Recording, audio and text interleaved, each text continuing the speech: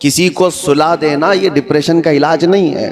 और कुछ तो डॉक्टर्स के पास जाकर डिप्रेशन का इलाज गोलियों से लेकर के आ गए, और कुछ अपने हाथों इलाज करने के लिए सिगरेट पीने लग गए, अपने हाथों इलाज करने के लिए वो बीड़ी गुटखा खाने लग गए। उनको ये लगता है कि जैसे ही डिप्रेशन होगा, टेंशन होगा, सिगरेट फूंकूंगा तो टेंशन फ्री।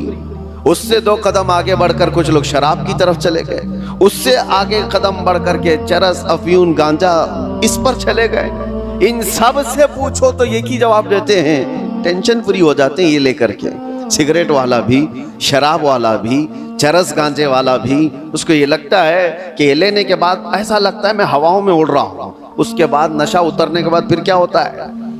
ये तो उस तरह से है खुजली की बीमारी, जब तक खुजाते रहो अच्छा लगे, हाथ छोड़ दो तो फिर जलन शुरू हो जाए, चमड़ी छिल जाए।